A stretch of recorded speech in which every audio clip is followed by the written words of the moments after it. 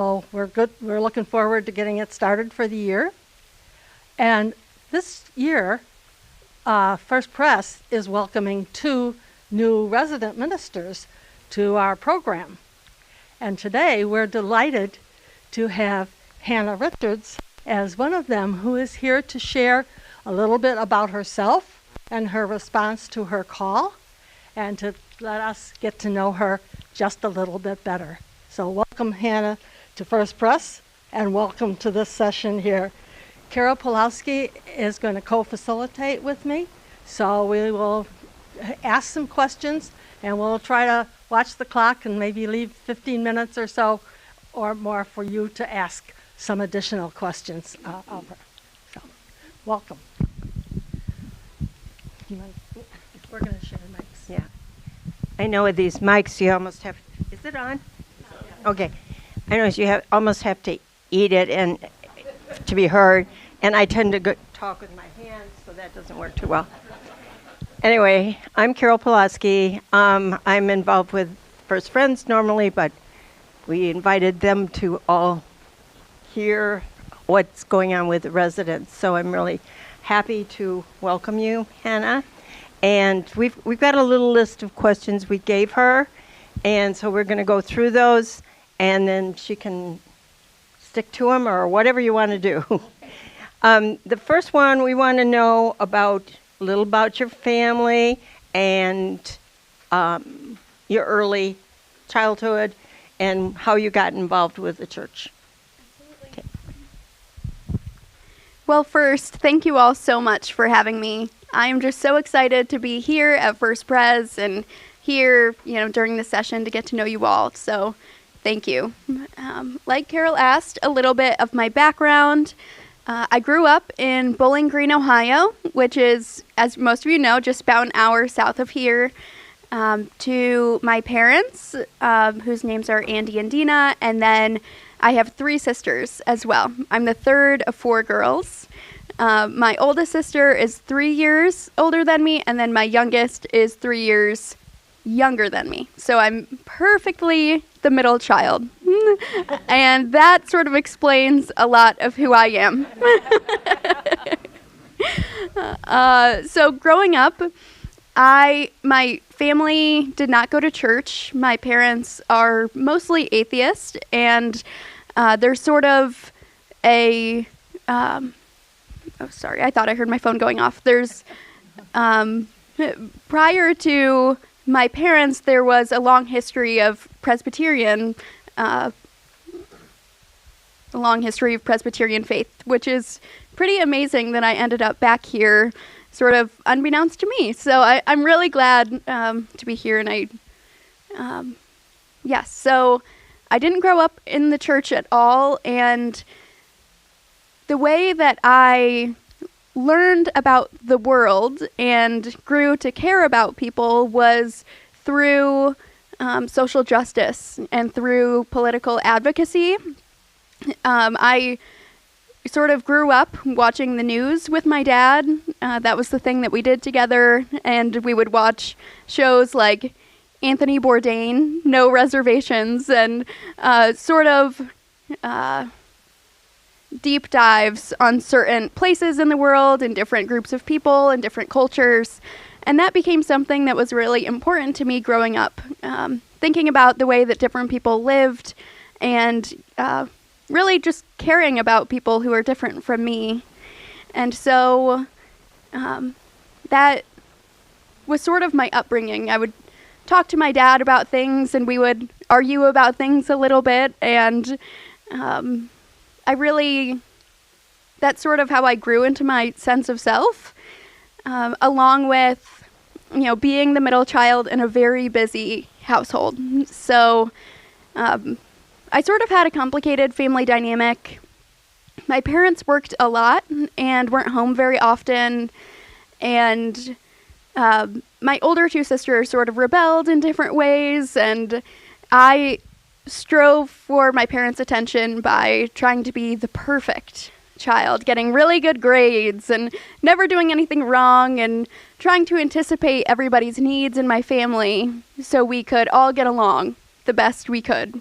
very much grew into a family mediator in my family dynamic, and that sort of helped me develop a lot of interpersonal skills and conflict management, which, being in a church is helpful. And just working with people in general. So I grew really close with my little sister specifically during my upbringing because it was pretty difficult in my household with my older siblings, and I grew to sort of almost be her protector and, help her to have, as much peace as she could in the lot of chaos that was going on in my house. And she was really the first person that I deeply cared for and really poured into. And we're still very close. She's definitely my best friend, and we have lots of fun together. But that is a little about my upbringing itself and how I was formed. When I went to college, I decided that I was going to find somewhere that was a little bit warmer and maybe near a beach. And so I went to St. Augustine, Florida, to a little private liberal arts school called Flagler College. If any of you have visited St. Augustine or are aware, it's a really beautiful little school, and it's right on the beach. And if I was going to be away from home, it was important to me that I found a place that really cared about its students and had small class sizes, and I could sort of find community there. And I definitely did. It was a really important time of my life to expand in my independence and figure out who I was, sort of distanced a little bit from my complicated family. So that time there was really important to me, and it was where I first started discerning my call to ministry, which is the next question. Right. So go ahead. Okay. I did give them a little bit of warning. I gave Carol a warning that these things all sort of flow together. So I should say that while I was in high school, a nonprofit youth group that was evangelical sort of pulled me in, and I became really involved with them. From a young age, I should say, I was very drawn to church. I had a lot of Catholic friends, and they were going through confirmation, and they would complain about the services on Sundays, and I was so jealous of them. I wanted to go. I was curious about God, and I felt like there was something out there that, my family didn't really talk about. And so, I begged my parents to take me to church, but they just thought I was crazy. It sort of, makes sense now. But when I had this opportunity in high school to really go deep with this high school ministry that was led by college students, I took a deep dive, and it was an incredible experience for me and really meaningful for my faith. They were very dedicated to caring for students and showing up in their lives. They sort of had a sense of what my home life was like and would constantly, pick me up for breakfast before school, or, invite me to a game night at their house. And there were also weekly programmings and Bible studies that I became really involved in and sort of became a student leader in the organization. So I had a very great experience, and it was through my relationship with them that I also began going to church every week to one of the churches on Bowling Green State University's campus. So I would go with them to church, and my first leader, who I was specifically close to, baptized me when I was a sophomore in high school. So that's an important part of my journey and story. And as I went to college, I was studying international studies, but with a focus in cultural anthropology. And I just loved the program. I loved continuing what I was doing, learning about different people and their cultures, and really caring for people. In my future after college, I imagined myself maybe working at an embassy abroad, or doing journalism, or maybe working at a museum, helping figure out exhibits, And so I had ideas and I had goals, and I loved my program as well. There were amazing professors and mentors who I became very close with. And at the same time, I started taking youth ministry classes. Flagler College is a little bit different in that it's not religiously affiliated, but because it's small and private, it sort of just does whatever it wants. And it had this youth ministry program tradition for a long time. And the director of the program, his name is Justin Forbes. I became very close with him and realized in these classes that this was just something really important to me. And I had been doing ministry with the high schoolers as I was a high schooler. And then when I went to college, I started doing middle school ministry with the same evangelical program. And the youth that I was working with were pretty disadvantaged. They had really tough lives. They were African American, very poor. They didn't have a lot of resources. Many of their parents were incarcerated, and I just had the absolute time of my life with them. I often refer to them as the lights of my life, even. They really changed my world, and everything that I had experienced about God, and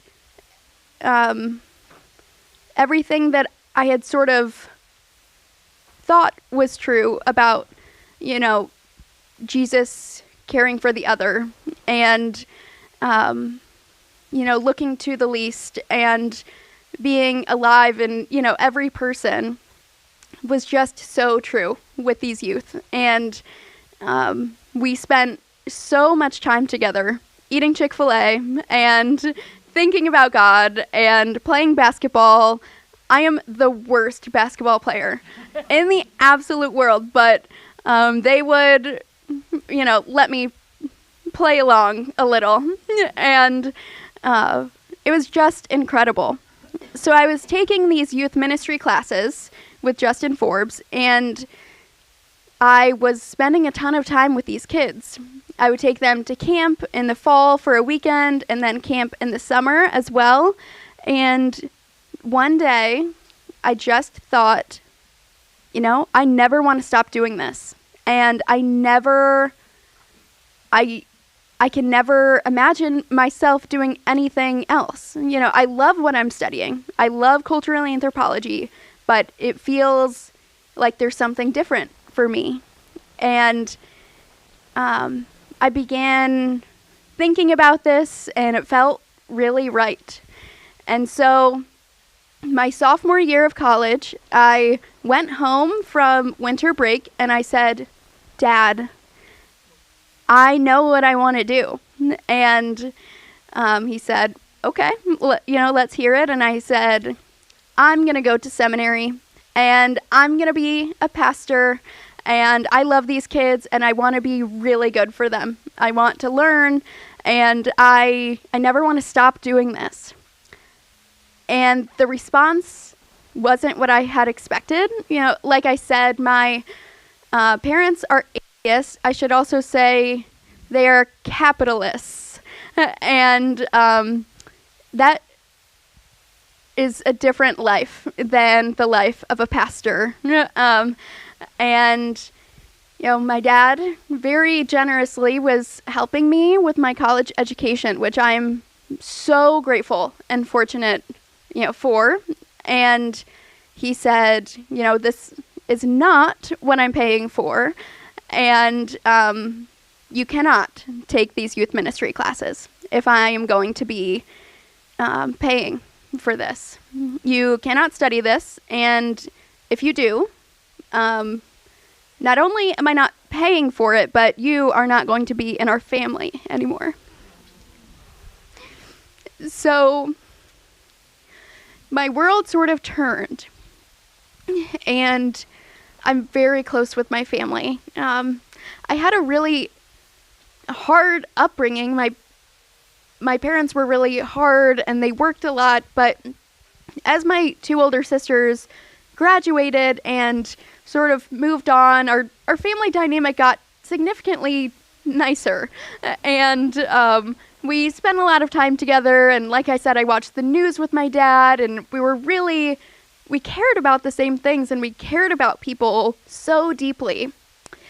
He said, Hannah, if, I know you, and you can't do that and be a pastor. You can't love people like that and be a pastor. Do you know what the church has done to people? Do you know the pain and the horror that the church has caused? And I did know. I'd grown up knowing and learning. And I felt God in the things that I was learning at school, and I felt God in these kids. And I struggled because if what I felt about God was true, then I can be who I am and care about what I care about, and be a pastor and do ministry. So I left from winter break. I said, honestly, I didn't really have a lot of options, but I said, okay, I guess I won't take the classes anymore. And he said, if you have the capacity to take a minor, you should be taking something that at least is important or useful. And so he said, you have to choose a useful minor. And I chose environmental science because I do enjoy environmental science, and transparently, it was the least amount of classes that I had to add to my major in order to graduate on time. And, it was a great program, and I really do care about the environment. So it was a good fit, but not what I had wanted to be doing. And when I returned to school, I spoke to Justin, who was the head of the youth ministry department, and my world was crushed. It was crushed. I can't even explain how it felt. I felt so betrayed by my parents and our relationship, and so conflicted because I loved my family, and I didn't want to be disowned by them, and I didn't want to betray my dad. I loved him, and I was so grateful for the money that he was generously, funding my education with, and how hard he worked. And it was an impossible choice. And so I went to school and I spoke to Justin, and he said, okay, I have a deal for you. You can take the youth ministry classes and, continue learning about this, and you continue obviously with your kids, just don't talk about that with your dad. And I said, okay. And he told me that I just wouldn't take them on my transcript, and I wouldn't even officially audit them. I would just do all of the work and read all of the books, and everybody in the class would think that I was in the class with them, but I wouldn't be. And he would grade my papers and give them back to me, and that was that. And I thought about my schedule and the fact that, I'd had a full major and now I was doing this other minor, but it was really important to me, so I agreed. And I did all of the work, and nobody knew that I wasn't in the classes, and I learned so much. It was incredible, and I was also having an extremely difficult time. Just weekly, times in his office, I'm sure my tears are still stained on his couch. Like I was fragmented, and it was a really hard few years because this call just kept growing stronger and stronger, and I loved my dad so much. And so eventually, time kept passing like time does, and I sort of had to make a decision. Justin had attended Princeton Theological Seminary, and he said, Hannah, I think that this could be really good for you. And a couple months prior to that, we were sitting in church. I had jumped around churches a little bit, but had landed at this PCUSA church with Justin and his family and other members of the community that I had grown very close with. And he and his wife and children were sitting behind me, and he tapped my shoulder and he said, Hannah, I can imagine you up there someday. And he pointed to the pulpit, and I sort of laughed and, turned back around, and then I could imagine it too. And it didn't seem wrong, or, it felt right. And I was confused, also because I really loved working with youth, and then largely more folks in marginalized communities. I worked for a summer with incarcerated teen boys, and that was really important to me. And so I just said, I don't know what I'm doing, but I think I do need to go to seminary. And I did, as you can tell now. But before I got there, I was in therapy twice a week for a very long time, and really had these people that I cared about a lot. I had gone on staff with the ministry that I had talked about with the middle schoolers, leading the team, and taken all of the classes. And I submitted my application in the fall of 2021. I left in the fall of 2021, so I guess the spring I had submitted my application. And, I was accepted, and it was fully funded. It wasn't a hard decision, but it was a really hard decision because of my family. And so I got word back before winter break of my senior year. And I was also getting engaged at the same time. And so it was complicated because I wanted my parents at my wedding, and I just didn't know what to do. So I heard back before winter break. I went home and I didn't say anything about it. I came back and decided that 1,000 miles was probably a safe distance to make the phone call, but I still didn't really know. And I made the call with another mentor who is a very large part of this. I lived with her and her family for all of lockdown, and they had really just taken me in. And I told my dad, and the reaction was exactly what he said it would be. And although I knew that it would be that because he told me, it was still just as hard as I thought it was going to be and had anticipated, which was, you expect it, and then when it happens, it's still terrible. So, he felt really betrayed, and I felt like I had betrayed him. And yeah, I loved him, and I loved my sisters, and they were so wonderful and supportive in this. And my mom, we have a hard family dynamic, so she sort of has to be in with whatever my dad thinks. So it was hard for both of them. And so we didn't really talk until my wedding, which had to be quick because Princeton has a rule that you can't live together unless you're married, and so we needed to be married in 3 months before leaving. So we did that, and to my wonderful husband, he's been traveling the last couple of weeks, but he'll probably be here next Sunday. His name is Nasir, and he is a really, big and wonderful part of this story. Nasir, it's spelled Nasir. So,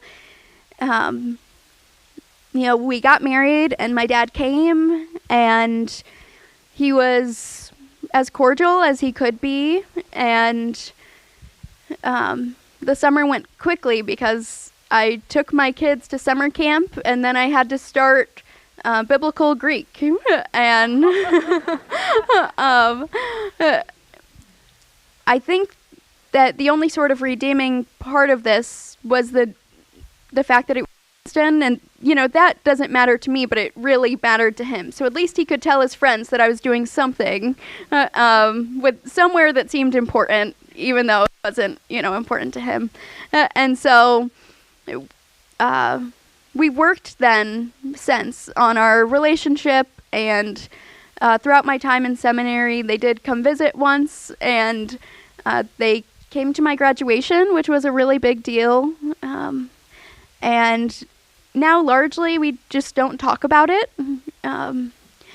But during my time at seminary, it was a very big time of learning and growing because I didn't grow up in the church or go to VBS, and so I didn't hear the stories of the Old Testament. I didn't, really know much. I would go to church and I, read the gospel, and but the level of academics was very different than one at Flagler, and also a lot of people studied religion and had a background where they had heard these things for 22 years every Sunday, and I just didn't have that. So I struggled a lot to get through it, and the big transition, it was a complicated time in my life, but one that I'm really grateful for. And during that time, I did an internship doing chaplaincy at the local hospital, which was Penn Medicine, Princeton Health. For a summer, I worked with patients who had eating disorders in their eating disorder unit, and then I also worked in the acute rehabilitation unit. So I really loved that time, and actually, this is so much to explain, but I had originally gone to seminary to work with incarcerated women. That's sort of, I thought, what my call was going to be. And doing chaplaincy in general, just really going deep with people and supporting them and loving them. And yeah, that's sort of what I imagined for my life, and in what capacity I didn't really know. So I did that internship first, and then I spent a year working at a PCUSA church. On Sundays I would do worship with them, and then I also worked with the middle school and high school youth groups. And I enjoyed that time so much. I loved getting to know the congregation. I loved working with the youth, and I felt so at home there. And I saw how deeply I could care for people, like I thought, I would also in chaplaincy, and which is true, but on a day-to-day basis, I really enjoyed that time with them. And it was sort of confusing because I really liked it, and I had imagined myself being a chaplain. The way God works is that more than one thing can be true, and I do love the work of chaplaincy, and I do love the work of being in a church as well. So after graduating, I worked doing an extended residency, a year-long chaplaincy, full-time, at the University of Michigan Hospital, where I worked in the medical ICU, which is a really difficult place in the hospital, where I got to really enter into a very difficult chapter of people's lives with them and with their families. And I learned so much from them and with them, and saw God working in incredible ways, and saw absolute tragedy and things that were really confusing and hard for me, and things that,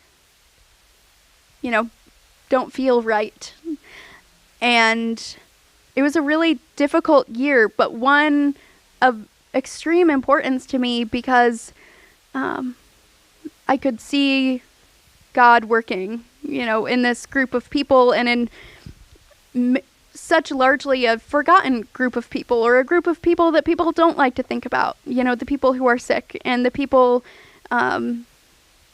who are having really difficult times and have long-term illness. And so I got to care for them during that time there, and also think about my ordination, which and my overall call. I had to decide, after this, do I want to work in a church and use this year as sort of an intensive pastoral care experience and growth and learning, or I could continue with chaplaincy, which after doing the internship and then the year-long full-time residency, I'm able to go for the board certification or qualification for chaplains. And so I decided to look at the residency here, which I had looked at previously, but it was an off year for applying when I graduated. And I thought, oh, well, I'm working at the hospital. I don't really probably need much more training after seminary and then this year-long of chaplaincy, but the Holy Spirit did what the Holy Spirit does, and I was thinking about applying, sent an email, I'll just see, what it's about quickly. I'm sitting on the couch in DPH's office and learning about how incredible the program is, and I just decided that you can't learn too much, and that when I was with my kids in St. Augustine and thought about how I just wanted to be better for them, at that moment I made a commitment to learning and being as good as I can for people. And so I chose to continue that path of learning and growth in this 2-year residency. And I'm so grateful for that, and grateful to all of you for having me and Sarah, giving us the opportunity to grow through all of you who are incredible, and through the staff here, which, we are just like sponges around them. And so we are so excited. And yeah, I guess that's a little bit about me and how I got here a little bit, right?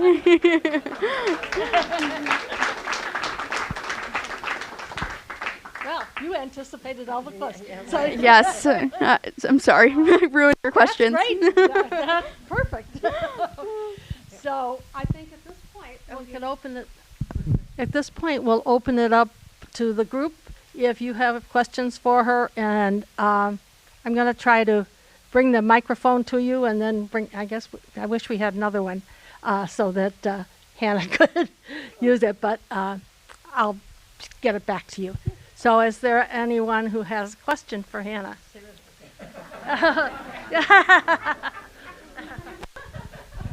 Hannah, what is the day and time of your ordination service? In my head, I thought, what question could Sarah have for me? Because we have spent so much time together over the last month, which is wonderful, but she knows more about me than 95% of people at this point. My ordination service is Saturday, October 11th at 11 a.m.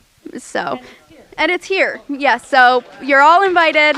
We're all very excited. Sarah is the official hype committee for the event, and she's doing a great job. So thank you, Sarah. Yes, I'm very excited. I feel really lucky. Thank you.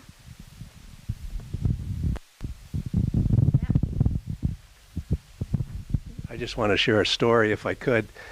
when we were traveling to Ireland, Sarah and Hannah's group were on their way out of Ireland, so we had a very nice meal together, and Carol and others. And after that meal, we went out to a pub to hear some traditional music, and it was pretty crowded, but it was a short stay for most of us. And Hannah and Sarah were wiped out from their trip leaving the country. And DPH and I said, and my wife Diane, well, can we walk you back to the hotel? It was 10 to 15 minutes away. And I think it was almost in unison. They said, we are full-grown women. So I appreciate learning where that confidence comes from. So thank you. You want to respond? Thank you, Pat. That is a true story, and we are full-grown women. Thank you. I really appreciated your kind offer. Thank you.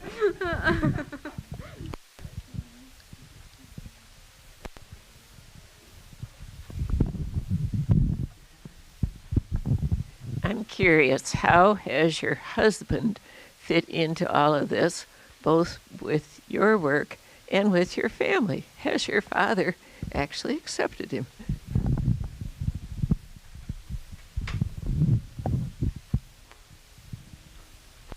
Thanks, Diane. That's a great question. My husband, Nasir, is extremely easy to love. And so, thankfully, that's never been an issue with my parents or with my family. He's blended in so nicely. Honestly, that has probably smoothed over a lot of things with my parents faster than it would if it was just me. And so that part has been lovely. He also didn't grow up in the church and would occasionally go. He's from New York City, and then when he was a junior in high school, moved to a suburb of Atlanta. And so half of his family is in New York, half of his family is in Atlanta, and then we met at school in Florida. So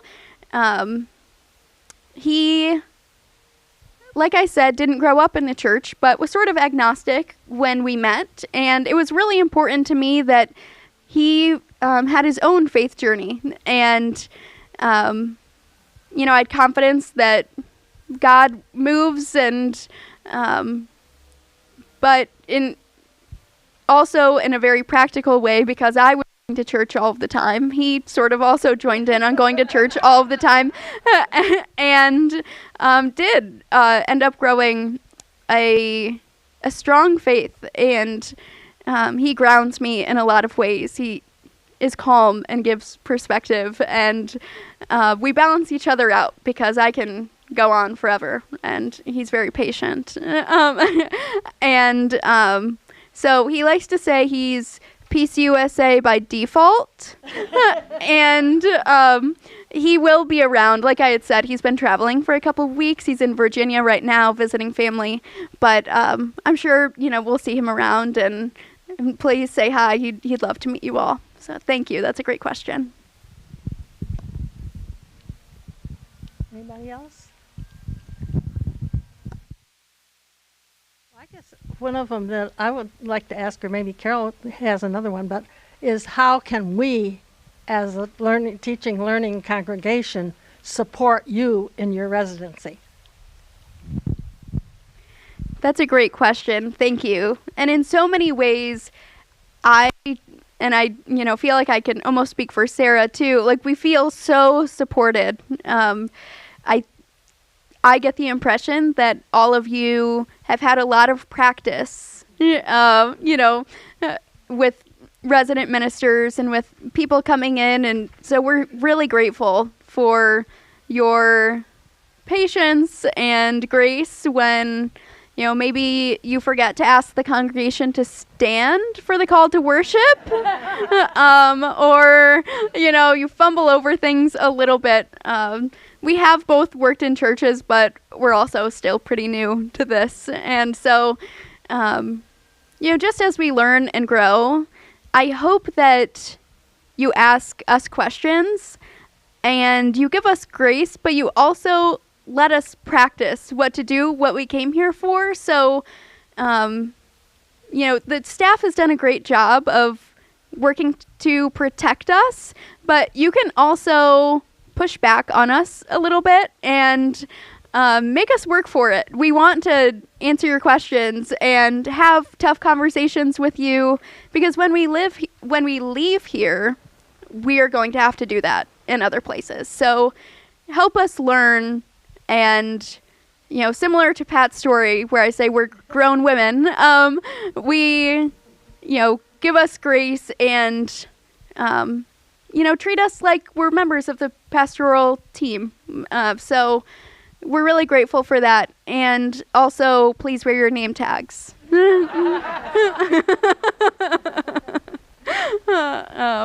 Thank you. Yeah. Anything else? I can. That's okay. It's for the people. Okay. Will your family be coming to your ordination? Thank you. That is a good question.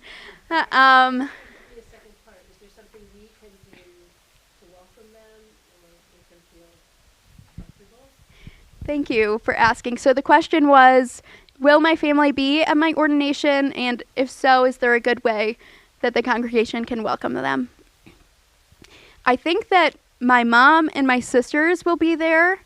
I don't really think that my dad will come, but they don't fully understand what the occasion sort of means, because they've never really been in it, or they don't really know the significance. So though everyone's really excited, and I will have my mom's parents will be there, most likely my mom's cousin and her family. I will have some family there, and also some friends are flying in as well, which feel like family. But in ways to support them, don't tell them anything that I just said.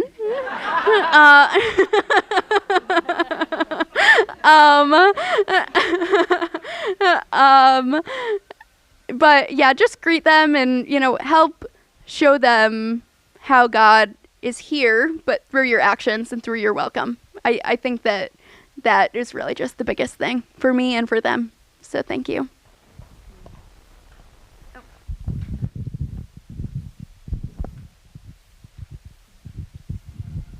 Thank you so much.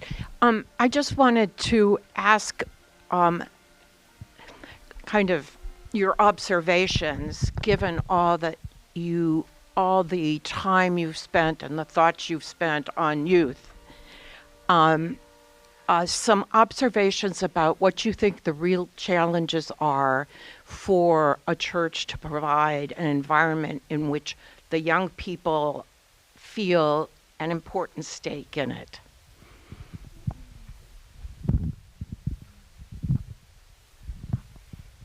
Thank you. That is a great question, and certainly an extremely important one. I wish I had sort of the answer, wrapped up in a bow. I could sell that for a lot of money, I think, to a lot of churches. But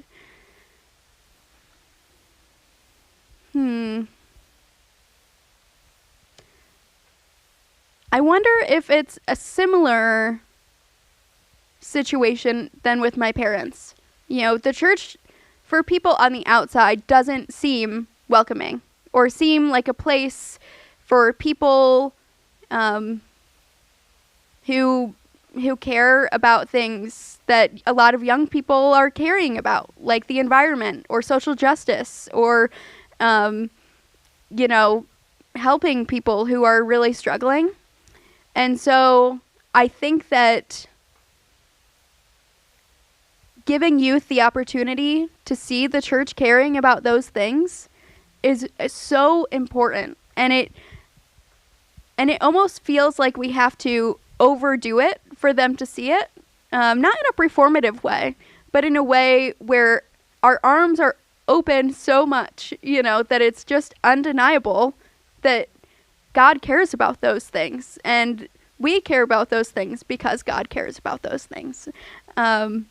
And with that, I think time, and this isn't maybe the best thing for a pastor to say who is getting paid by the church, but it's not always about the church, but about God. And so I have faith that God is working in them and through them and around them, even if they're not here in the building. So that gives me hope on days when it can feel a little lonely in youth group. So, yeah, I guess that's my answer for today. And another day it might not be so hopeful, but thank you for your question.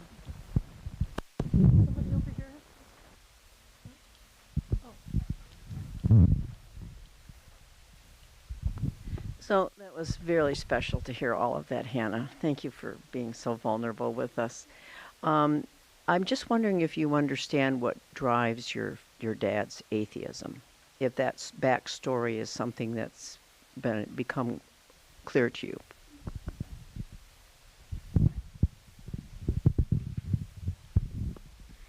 Thank you, Nancy. That's a very good question. I think in a very practical way, his parents, my grandparents, are very atheist as well. And so he's never really learned about God in a way that was loving because my grandparents are very wise people and smart people, and smart in a very worldly way, very educated and pragmatic, and faith and God just sort of seems like mumbo jumbo and something that manipulates people. And so I think that my dad is sort of hardened off to looking for the ways that God is working. But, God still works through that. And so sometimes people ask me if I think that my dad will ever have a faith. And Hannah,